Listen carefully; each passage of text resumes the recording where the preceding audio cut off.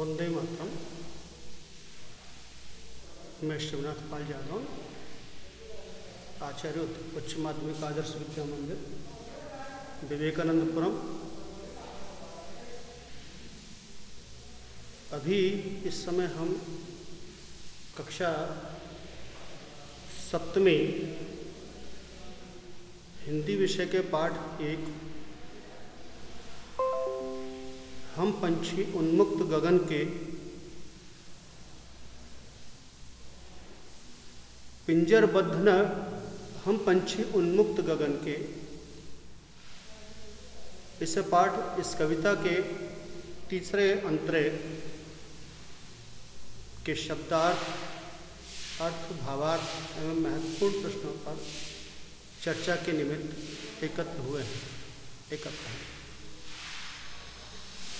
सबसे पहले जो बिंदु है पाठ परिचय, वो अपन ने इसी पाठ के पूर्व वीडियो भाग 1 में पाठ का परिचय अपन ने प्राप्त किया था। अभी कविता की पंक्तियां जो अपने सामने हैं, होती सीमा हीन क्षितिज से इन पंखों की होड़ा होड़ी, या तो क्षितिज मिलन बन जाता या तनती सांसों की डोरी। चाहे नीड़ न दो टहनी का आश्रय छिन्न भिन्न कर डालो, लेकिन पंख दिए हैं तो आकुल उड़ान में विघ्न न डालो। कठिन शब्दार्थ की दृष्टि से हम विचार करते हैं तो पहला शब्द इसमें आ रहा है सीमाहीन का भाव है जिस क्षेत्र की सीमा नहीं हो, जिसके ओर छोर का पता नहीं हो, उसे कहते हैं सीमाहीन। क्षितिज कहते हैं, दूसरा शब्द है क्षितिज, जिसका अर्थ है दिशा का वह छोर जहां धरती और आकाश आपस में मिलते हुए प्रतीत होते हैं। तीसरा शब्द आ रहा है होड़ा होड़ी, अर्थात उड़कर पहले पहुंचने की होड़। पहले पहुंचने की होड़ अर्थात स्पर्धा, इसे कहते हैं होड़ा होड़ी। अगला शब्द आ रहा है तनती। तनती शब्द का अर्थ है थम जाती या रुक जाती। नीड शब्द का अर्थ है घोंसला या घर। आश्रय शब्द का अर्थ है आधार, अर्थात बैठने का स्थान।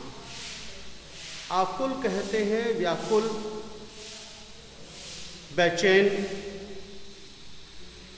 विघ्न कहते हैं बाधा या रोग।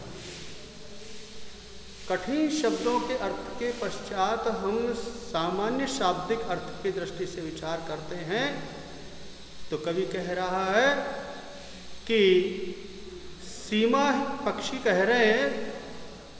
कवि पक्षियों के माध्यम से कहना चाहता है, पक्षियों के मन की बात को शब्द में व्यक्त करते हुए कह रहा है।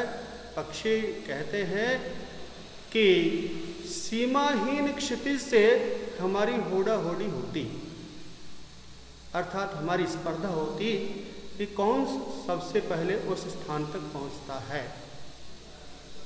जब होड़ा होड़ी होती तो या तो क्षितिज मिलन बन जाते, या तो हम उस सीमा तक पहुंच जाते, या फिर हमारे बीच मार्ग में ही सांसों की डोरी थम जाती।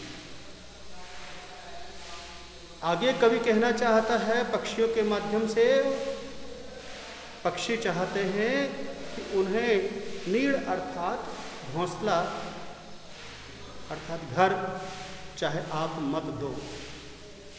वे सब व्यक्तियों से अपेक्षा करते हैं कि उन्हें घोंसला मत दो, टहनी का, चाहे उन्हें टहनी का घोंसला मत दो, या फिर उनका आश्रय भी छिन्न भिन्न कर डालो।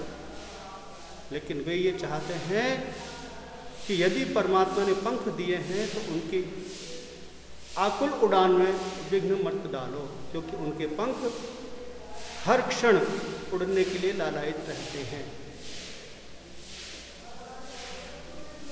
शाब्दिक अर्थ के पश्चात हम इसके संदर्भ प्रसंग पर विचार करते हैं। तो संदर्भ प्रसंग में प्रस्तुत पद्यांश हमारी पाठ्यपुस्तक बसंत के भाग 2 का पाठ 1 हम पंछी उन्मुक्त गगन के नामक पाठ से लिया गया है। इसके रचयिता शिव मंगल सिंह सुमन हैं। कवि ने इन पंक्तियों के माध्यम से पक्षियों की स्वतंत्रता को आवश्यक बताया है। आगे हम भावार्थ और व्याख्या पर चलते हैं। पक्षी कह रहे हैं कि यदि वे स्वतंत्र होते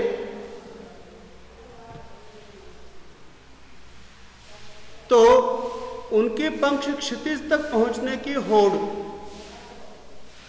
लगाया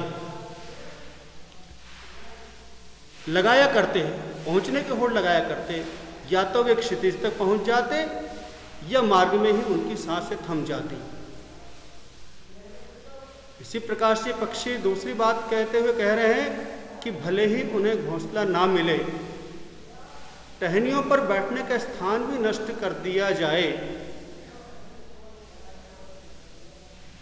लेकिन जब वो प्रकृति द्वारा उन्हें पंख दिए गए हैं तो कोई भी उनकी आकुलता से भरी उड़ान में बाधा न डालें, उन्हें पिंजरों में बंद करके उनसे उड़ने की स्वतंत्रता न छीनी जाए। महत्वपूर्ण प्रश्नों की दृष्टि से पंखों की होड़ा होड़ी, पहला प्रश्न है पंखों की होड़ा होड़ी का क्या आशय है।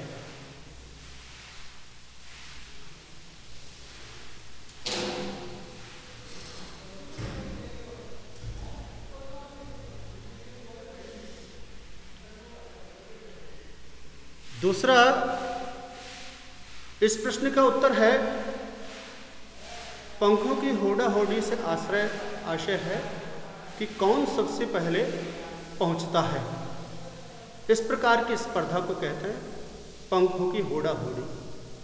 क्षितिज से मिलन का अर्थ है दिशा की उस सीमा तक पहुंचना जहां पर धरती और आकाश आपस में मिल जाते हैं। तीसरा प्रश्न है पक्षियों को पंख किस लिए दिए गए हैं। उत्तर पर विचार करते हैं पक्षियों को पंख उड़ने के लिए दिए गए हैं। पक्षियों की उड़ान में विघ्न कौन डालता है और क्यों। पक्षियों की उड़ान में विघ्न मनुष्य डालता है और क्यों। एक छोटी सी खुशी के खातिर उन्हें लगता है कि पक्षियों को बंधन में बांध करके हमें प्रसन्नता मिलेगी, जबकि एक और वे अपनी खुशी के खातिर पक्षियों की स्वतंत्रता को छीन रहे होते हैं। आज के इस प्रसंग से संबंधित ये बिंदु पूर्ण हुए। आपके लिए सुझाव है कि स्वयं भी स्वरचित अन्य प्रश्न बनाने का प्रयत्न करें। धन्यवाद। शेष अग्रिम वीडियो में अपन देखेंगे, चर्चा करेंगे। धन्यवाद।